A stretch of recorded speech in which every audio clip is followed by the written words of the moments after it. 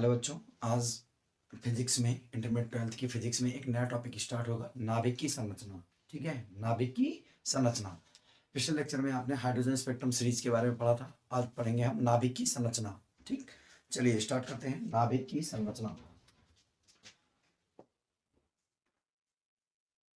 नाभिक की संरचना। ठीक है, स्ट्रक्चर ऑफ न्यूक्लियाई। जो आपने न्यूक्लियस पढ़ा है, आपने रदरफोर्ड अल्फा का प्रकीर्णन प्रयोग पढ़ा था। ठीक है, उसमें न्यूक्लियस के बारे में रदरफोर्ड ने बताया था। रदरफोर्ड अल्फा कण प्रकीर्णन प्रयोग के आधार पर ज्यादातर अल्फा कण पार्टिकल जो है वो क्या कर रहे थे, नाभिक को पार मतलब जो है ज्यादातर स्वर्ण पन्नी को पार करके निकल जा रहे थे, और बहुत कम अल्फा पार्टिकल जो है वो क्या कर रहे थे, वहां से वापस आ रहे थे, बी से सेंटर वाले पार्ट से वापस आ रहे थे। ठीक है, आपको बताया गया था, अगर याद हो तो कुछ ऐसा था। देखो, ये एटम था आपका। ठीक, ज्यादातर पार्टिकल जो है इसको क्या कर रहे थे, पार कर जा रहे थे, ऐसे ऐसे। कुछ डेविएट हो रहे थे ऐसे। बीच का पार्ट जो है यहाँ से कुछ जो है ऐसे वापस आ रहे थे। क्लियर, ऐसे जा रहे थे, ऐसे वापस आ रहे थे। ठीक, इसी अल्फा कण प्रकीर्णन प्रयोग के आधार पर रदरफोर्ड ने बताया कि इसके बीच में किसी भी परमाणु के मध्य में, किसी भी परमाणु के सेंटर में, ठीक है, एक सूक्ष्म भाग में जो है परमाणु का समस्त धनावेश और समस्त जो है द्रव्यमान क्या होता है, केंद्रित होता है, जिसे हम क्या कहते हैं, न्यूक्लियाई कहते हैं, जिसे हम क्या कहते हैं, न्यूक्लियाई।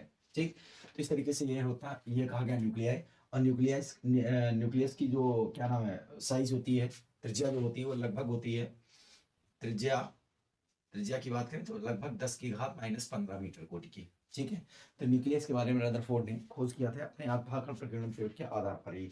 ठीक है, इस तरीके से फिर से एक बार सुन लेते हैं, न्यूक्लियस क्या होता है। रदरफोर्ड ने अल्फा कण प्रकीर्णन प्रयोग के आधार पर बताया कि किसी भी परमाणु का जो समस्त द्रव्यमान और समस्त धनावेश जो होता है वो कहाँ पर होता है, उसके सेंटर पर होता है, जिसे हम नाभिक कहते हैं, और इसकी त्रिज्या 10⁻⁻15 मीटर कोटि की होती है। ठीक है, और ये बताया क्यों, उन्होंने कहा कि जब मैं अल्फा पार्टिकल इस पर डाल रहा हूँ तो जो अल्फा पार्टिकल वापस आ रहे हैं वो यही कारण है क्योंकि अल्फा पर पॉजिटिव चार्ज है, पहले से पता था, इसका मतलब इसके सेंटर पर कोई ना कोई पॉजिटिव चार्ज है। ठीक है, जिसको बाद में प्रोटॉन नाम दिया गया। ठीक है, बातें समझ में आई कि नहीं आई? ठीक, तो ये था आपका नाभिक की संरचना का मतलब, नाभिक क्या है, नाभिक के बारे में बताया गया। ठीक है, अब इसके बाद बात करते हैं नाभिक के आकार। यहीं से स्टार्ट होना है आपका नाभिक का आकार। चलिए शुरू करते हैं। नाभिक का आकार।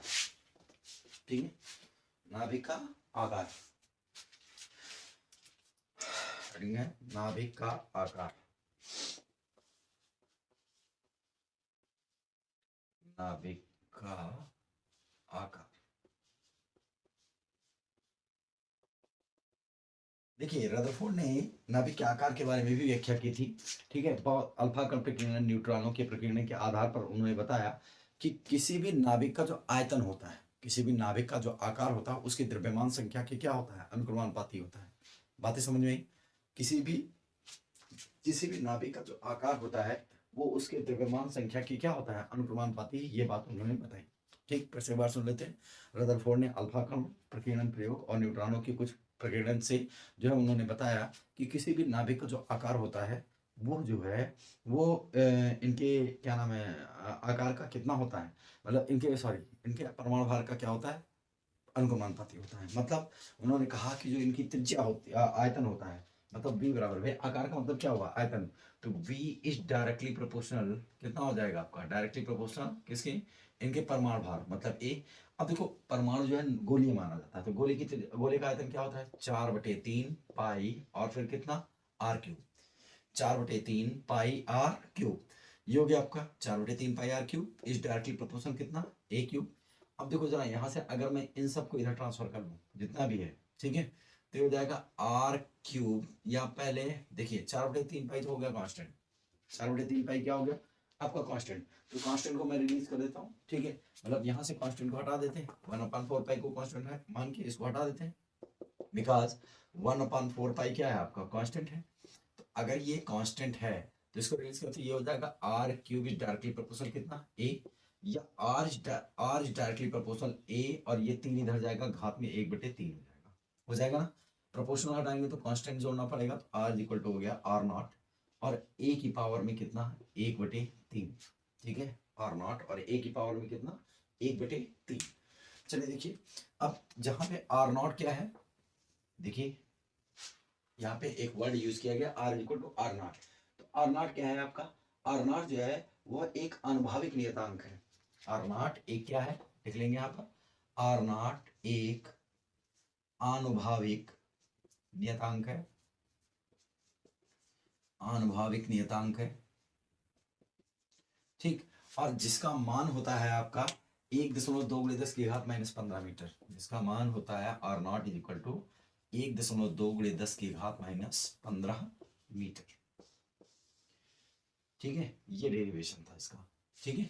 अब एक चीज और लिख लेंगे, यहाँ पर लिख लेंगे, एक फर्मी बराबर होता है आपका 10⁻⁻15 मीटर। एक फर्मी बराबर कितना होता है? 10⁻⁻15 मीटर। एक फर्मी, ठीक है, एक फर्मी बराबर होता है आपका 10⁻⁻15 मीटर, ठीक है। तो ये हो गया आपका R is equal to R naught, clear है।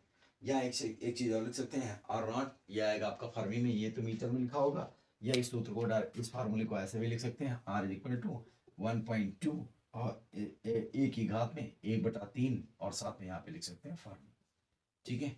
ये हो गया आपका सूत्र, फार्मूला हो गया। नाभिक का आकार समझ में आया कि नहीं है? नाभिक का आकार ये हो गया आपका। और संभवतः आप इसके बाद एक टॉपिक और आता है नाभिक की आकृति, ठीक है। अगला टॉपिक क्या है? नाभिक की आकृति। देखो सामान्यतः सभी नाभिक जो है वो कैसे पाए जाते हैं? आपकी गोल पाए जाते हैं, ठीक है। कुछ भारी नाभिक है जो हल्का सा इलिप्स आकार के, चपटे आकार के पाए जाते हैं, लेकिन वो इतना सूक्ष्म विकृति होती है उसमें कि वो काउंट नहीं किया जाता है, ठीक है। तो आकृति इनकी कैसी होती है? गोलीय। और आकार जो होता है वो ये होता है R naught is equal to R naught A की पावर 1/3, क्लियर है, ठीक है। इतना आप सभी लोग स्क्रीनशॉट ले लीजिए, फिर आगे बताते हैं। स्क्रीनशॉट लीजिए, चलिए देखिए स्क्रीनशॉट हो गया, आगे बढ़ते हैं। अब है आगे, अगला टॉपिक है नाभिक का घनत्व। चलिए देखते हैं, छोटा सा लेसन है, बहुत बड़ा लेसन नहीं है। नाभिक का घनत्व देखिए, नाभिक का घनत्व हेडिंग है नाभिक का घनत्व, ठीक है। अगर नाभिक की घनत्व की बात करें तो नाभिक का घनत्व कैसे निकालेंगे भाई? घनत्व बराबर होता है द्रव्यमान बटे आयतन। तो पहले नाभिक का हम द्रव्यमान निकालेंगे। क्या निकालेंगे? नाभिक का द्रव्यमान। तो नाभिक का द्रव्यमान, नाभिक का द्रव्यमान कैपिटल एम बराबर, ठीक है, एक नाभिक का औसत द्रव्यमान, एक नाभिक का औसत द्रव्यमान गुणे द्रव्यमान संख्या, गुणे द्रव्यमान संख्या, ठीक है। कैपिटल एम बराबर स्मॉल एम इंटू ए, यहीं पे छोड़ देंगे, ठीक है। अब हम बात करते हैं आयतन की, ठीक है। नाभिक का आयतन, नाभिक का आयतन, ठीक। अगर नाभिक के आयतन की बात करूं मैं, तो नाभिक का आयतन क्या होगा आपका? देखो v बराबर 4/3 पाई आर क्यू।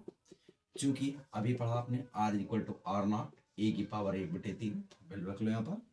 v बराबर 4/3 पाई आर का मान आर नॉट ए की पावर 1/3 की पावर 3। कैलकुलेशन करेंगे तो v is equal to 4/3 pi r naught cube A की पावर 1/3 गुणे 3, 3 से 3 क्या हो गया? कैंसिल। b बराबर 4/3 pi r naught cube into ए, यह आयतन हो गया, ठीक है। अब आपने घनत्व पर रखा, घनत्व बराबर होता है द्रव्यमान बटे आयतन, ठीक है।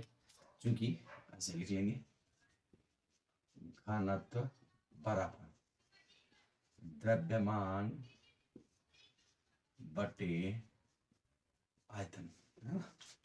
द्रव्यमान किससे दिखाते हैं? Small m into a, capital M by a, ठीक है। तो देखो अभी अभी निकाला स्मॉल एम और इंटू कितना? द्रव्यमान संख्या कैपिटल ए। आयतन की बात करो तो ये देखो निकाला आपने 4/3 पाई आर नॉट क्यूब और इंटू ए से ए क्या हो गया? कैंसिल। अगर मैं देखूं तो इसे ऊपर चला जाएगा 3m/4 पाई आर नॉट की पावर में क्यूब, ये हो गया आपका रो घनत्व। ये घनत्व समान हो गया। यहाँ से आपको एक चीज क्लियर हो रही है कि जो घनत्व वो द्रव्यमान संख्या पर निर्भर नहीं करता है, चूंकि घनत्व द्रव्यमान संख्या पर दिख रहा है यहाँ पे, कहीं द्रव्यमान संख्या है नहीं, संख्या पर निर्भर नहीं करता है, निर्भर नहीं करता। ठीक, अगर निर्भर नहीं करता है तो रो आप डायरेक्ट निकाल सकते हैं, प्रोटॉन का द्रव्यमान हो गया रो इक्वल टू 3, ये हो जाएगा मास ऑफ प्रोटॉन 1.67 गुणे 10 की घात माइनस कितना 27 किलोग्राम, 4 गुणे 3.14 और गुणे आर नॉट का मान अभी अभी बताया 1.2 गुणे 10 की घात माइनस 15 मीटर का होल। ठीक है, सारा कुछ कैलकुलेशन करेंगे तो रो का मान आपका आ जाएगा 2.3 गुणे 10 की घात 17। ठीक है, हो जाएगा किलोग्राम पर मीटर क्यूब, ये आ जाएगा रो नाभिक का, ये हो गया घन। ठीक है, तो बहुत ज्यादा कठिन टॉपिक नहीं है, सब सारे आसान आसान से टॉपिक हैं। ठीक है, नोट कर लीजिए। ठीक है, चलिए स्क्रीनशॉट हो गया होगा, अब आगे देखिए। ठीक है, अगला टॉपिक है आपके पास समस्थानिक। चलिए देखिए, हटाते हैं इसको।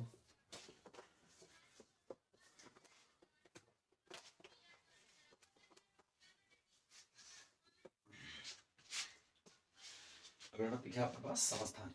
चलिए देखिए, एक ही तत्व के समस्थानिक क्या होता है, चलिए देखते हैं। हेडिंग लगा लेते हैं पहले, समस्थानिक।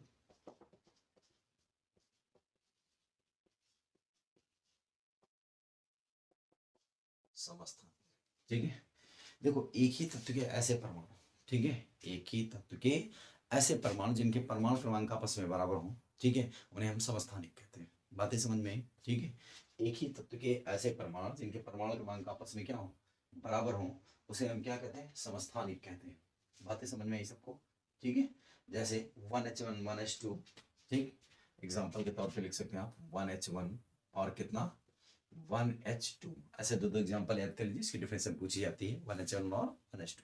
इनके देखिए परमाणु क्रमांक बराबर है, परमाणु भार क्या है, भिन्न भिन्न है। ठीक है, अब इनकी कुछ प्रॉपर्टीज होती हैं, समस्थानिक के गुण।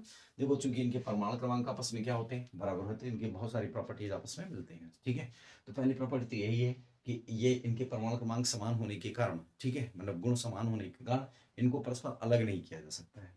ठीक है, इनको परस्पर अलग नहीं कर सकते। अब देखो एक ही तत्व के दो परमाणु जो अगर हैं, हो सकता है एक स्थायी हो, दूसरा क्या हो, रेडियो एक्टिव हो। ठीक है, जैसे मैं आपको बताता हूँ 6C12 है और 6C14 है। ठीक है, जैसे 6C12 है, ये गुण है इनके, और 6C14 है। ठीक है, 6C क्या है 14, तो ये स्थायी नाभिक है, ये रेडियो एक्टिव है। ठीक है, स्थायी नाभिक और कौन सा, रेडियो एक्टिव। तो ऐसा पॉसिबल है कि अगर समस्थानिक है तो एक स्थायी हो सकता है, दूसरा रेडियो एक्टिव हो सकता है। ठीक है, लेकिन इनको अलग नहीं किया जा सकता। क्लियर है? अब इसके बाद देखो एक है जैसे 11Na23 और 11Na24। ठीक है, एक एग्जांपल और है 11Na23 और 11Na कितना 24। देखो दोनों के परमाणु क्रमांक सेम है, समस्थानिक है, लेकिन एक स्थायी है, दूसरा रेडियो एक्टिव है। ठीक है, तो दो एग्जांपल याद कर लीजिए, तो हो गया सबमिट। इनकी प्रॉपर्टीज इनके गुण भी बता दिए। ठीक है, अब देखो अगला है संभारिक। ठीक है, अगला टॉपिक क्या है, संभारिक। देखिए संभारिक किसे कहते हैं, जैसे सब न्यूट्रॉन, उसमें क्या कहा था मैंने, परमाणु क्रमांक में मैंने बताया कि परमाणु क्रमांक सॉरी परमाणु समस्थानिक, समस्थानिक जिनके परमाणु क्रमांक आपस में बराबर हो। ठीक है, एक ही तत्व के ऐसे भिन्न भिन्न नाभिक जिनके परमाणु क्रमांक आपस में बराबर हो, हम क्या कहते हैं, समस्थानिक कहते हैं। ठीक है, अगर ये समस्थानिक हो गया आपका, ठीक है, तो देखिए आगे समस्थानिक हो गया, तो समस्थानिक के बाद हम क्या करेंगे, समस्थानिक है तो अब शुरू करेंगे हम संभारिक। ठीक है, क्या स्टार्ट करेंगे, संभारिक। देखिए एक ही तत्व के ऐसे परमाणु जिनके परमाणु भार समान हो, जिनके परमाणु भार क्या हो, समान हो, परंतु उनके जो परमाणु क्रमांक है वो भिन्न भिन्न हो, उन्हें हम क्या कहते हैं, संभारिक कहते हैं। एग्जाम्पल के तौर पर अगर मैं देखूं तो इसका एग्जाम्पल जो होता है संभारिक का, वो होता है 1H3 2He3। ठीक है, संभारिक है, संभारिक। ठीक है, देखो 1H3 2He3, ठीक है, 2He3, देखो ये संभारिक है, दोनों के परमाणु भार से भिन्न है, परमाणु क्रमांक परमाणु भार समान है, परमाणु क्रमांक क्या है, भिन्न सेम है। ठीक है, इसी प्रकार से एक टॉपिक और है, ठीक है, उसको कहते हैं समन्यूट्रॉनिक। तो जैसे वो बताया मैंने, समस्थानिक बताया, संभारिक बताया, वैसे समन्यूट्रॉनिक है ऐसे तत्व। ठीक है, ऐसे एक ही परमाणु के ऐसे तत्व जिनमें न्यूट्रॉनों की संख्या आपस में बराबर हो।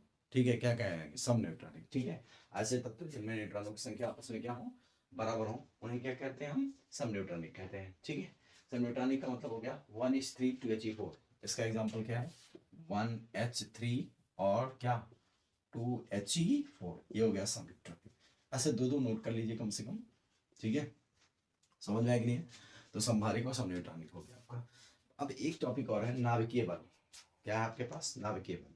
देखिए नाभिकीय बल क्या होता है, इसके बारे में थोड़ा सा पहले लेसन में भी बात किया गया है। नाभिकीय बल, ठीक है, देखिए आपने कभी सोचा है कि कोई परमाणु है ना, परमाणु के बीच में यहाँ पर नाभिक है, नाभिक में मान लो 15 प्रोटॉन है, 10 प्रोटॉन है, 16 प्रोटॉन है, 8 प्रोटॉन है, सभी प्रोटॉनों पर पॉजिटिव चार्ज होते हैं। अब इनकी त्रिज्या कितनी होती है? 10⁻⁻15 मीटर कोटि की, है ना। अब इतने से छोटे 10⁻⁻15 मीटर कोटि का मतलब ये 10⁻⁻15 मतलब हमें आंखों से दिखाई भी नहीं देता, मतलब यहाँ पे आंखों के सामने छोटे छोटे पार्टिकल्स परमाणु हैं लेकिन वो दिखाई नहीं दे रहे हैं, ठीक है। इसका मतलब इतने से छोटे भाग में ये पॉजिटिव चार्ज हैं, ठीक है, इनको रिपेल करना चाहिए लेकिन फिर भी ये रिपेल नहीं करते हैं, प्रतिकर्षित नहीं करते हैं, ठीक है। वो क्यों नहीं करते हैं? जिस बल के कारण ये बंधे हुए होते हैं उसी बल को हम कहते हैं क्या? नाभिकीय बल कहते हैं, ठीक है। तो किसी भी नाभिक के भीतर, किसी भी नाभिक के भीतर जो न्यूक्लियंस होते हैं, मतलब न्यूट्रॉन और प्रोटॉन, ठीक है, न्यूट्रॉन और प्रोटॉन जिस बल के कारण बंधे होते हैं उसे हम कहते हैं क्या? नाभिकीय बल, ठीक है। और ये ब्रह्मांड में सबसे प्रबल बल है, ब्रह्मांड का सबसे प्रबल बल होता है नाभिकीय बल। बातें समझ में आई? ठीक है, फिर से एक बार देख लेते हैं। देखिए किसी भी परमाणु के भीतर, किसी भी परमाणु में, किसी नाभिक के भीतर, ठीक है, न्यूक्लियंस जिस नाभिक, जिस बल से बंधे होते हैं उसे हम कहते हैं क्या? उसे कहते हैं हम आपका क्या? नाभिकीय बल कहते हैं, ठीक है। नाभिकीय बल की प्रॉपर्टीज अगर देखें तो नाभिकीय बल परमाणु में सबसे प्रबल बल है और ये लघु परस्पर बल है। दूसरी प्रॉपर्टी क्या? छोटे से भाग में काम करता है, देखो इतने से भाग में काम कर रहा है तो छोटे से भाग में काम करता है, ठीक है। तो ये एक लघु परस्पर क्या है? बल है। नेक्स्ट है आपका, ये बल जो है हमेशा जो है केंद्रीय बल है। ये कैसा बल है? केंद्रीय, मतलब हमको दोनों दो परमाणु को मिलाने वाली रेखा की अनुदिशीय कार्य करता है, या बाहर की ओर या अंदर की, ठीक है। तो इस तरीके से बच्चों ये टॉपिक यहीं पे खत्म होता है, टॉपिक नहीं, ये लेसन ही यहीं पे खत्म होता है। छोटा सा लेसन था, इसको पूरा कर दिया। नेक्स्ट लेसन जो है नेक्स्ट लेक्चर में मिलेगा। Thank you.